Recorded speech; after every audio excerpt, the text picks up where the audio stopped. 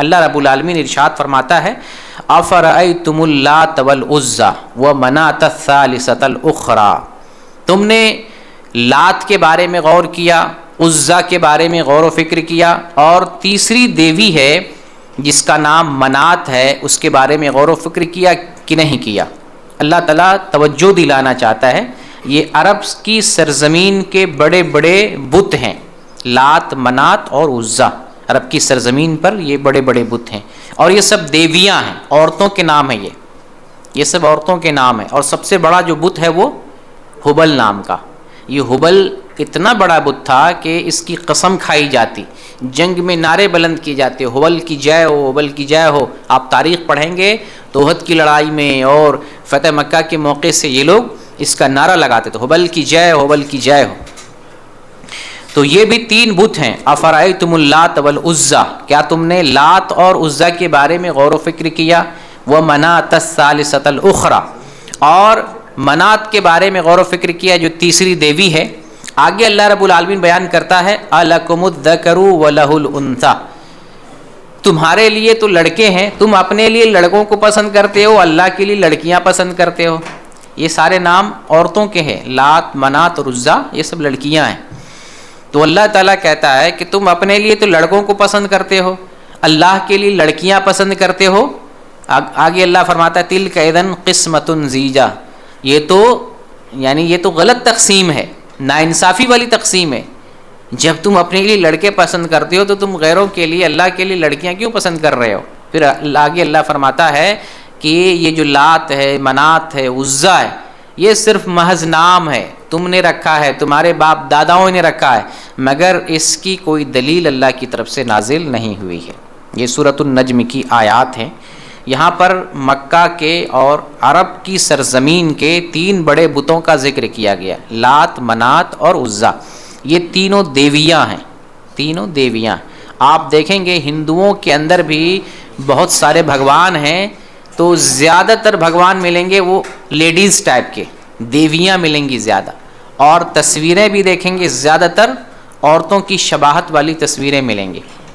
تو اس میں جو پہلا نام ہے اللات، ان سارے نام کو اللہ کے ناموں سے یہ لوگ کشید کرتے تھے کہ یہ جو نام ہم رکھے ہوئے ہیں اللہ کے نام پر، کہتے تھے کہ اللہ کے ناموں سے ہم نے ان کو کشید کیا ہے۔ تو یہ جو لات ہے، اللات، یہ مانا جاتا ہے کہ اللہ سے ماخوذ ہے، مؤنث کا صیغہ ہے لیکن اللہ سے ماخوذ ہے۔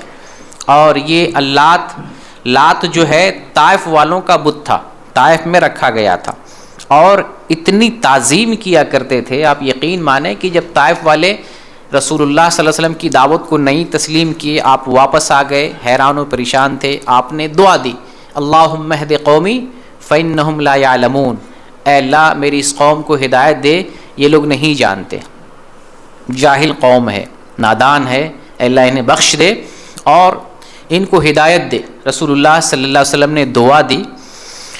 تو یہ قوم والے، جب اس قوم کا سردار رسول اللہ صلی اللہ علیہ وسلم کے پاس آتا ہے ایمان میں داخل ہونے کے لیے، ایک وقت آتا ہے کہ سارے طائف والے مسلمان ہو جاتے ہیں، اس قوم کا جب سردار آتا ہے رسول اللہ صلی اللہ علیہ وسلم کے پاس شرط رکھتا ہے کہ ہم اس شرط پہ مسلمان ہونا چاہتے ہیں کہ ہمارے یہاں جو بت ہے وہ باقی چھوڑ دیا جائے گا، اسے توڑا نہیں جائے گا۔ آپ نے اس شرط کو منظور نہیں کیا۔ پھر اس نے دوسری شرط رکھی کہ ٹھیک ہے کچھ دنوں کے لیے رکھا جائے، نبی صلی اللہ علیہ وسلم نے اس کو بھی نامنظور کیا۔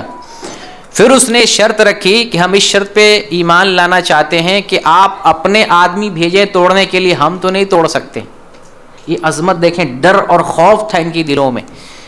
رسول اللہ صلی اللہ علیہ وسلم نے اس پر رضامندی کا اظہار کیا، ٹھیک ہے ہم صحابہ بھیجیں گے، وہ توڑ دیں گے۔ چنانچہ صحابہ کرام کو بھیجا گیا، صحابہ کرام آئے، جب توڑنے لگے تو لوگ روکتے تھے، مت توڑو، تمہیں کچھ ہو جائے گا، تمہارے اوپر وبا آ جائے گی، پریشانی آ جائے گی، مگر وہ مانے نہیں۔ اور ظاہر سی بات، جو ایمان میں داخل ہو جاتا ہے ان کے ایمان کا، توحید کا عالم کیا ہوتا ہے ہم سب جانتے ہیں۔ صحابہ کرام نے اس بت کو توڑ دیا۔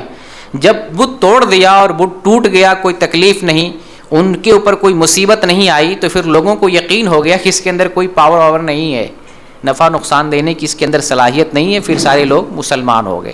تو بتوں کی عظمت ان کے دلوں میں ایسے بیٹھی ہوئی تھی۔ تو یہ طائف والوں کا بت تھا لات۔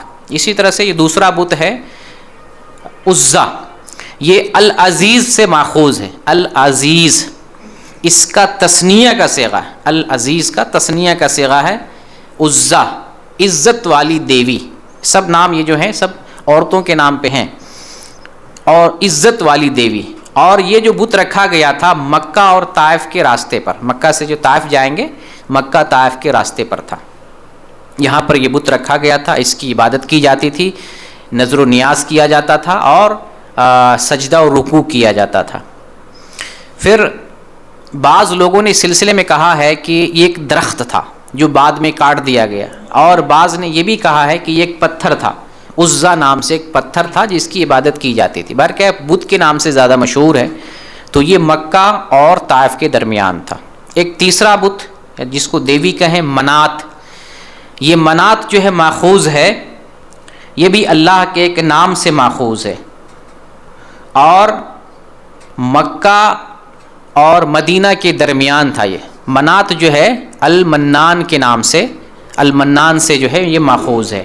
اور مکہ اور مدینہ کا جو راستہ ہے اس راستے پر یہ بت نصب کیا گیا تھا منات کے نام سے.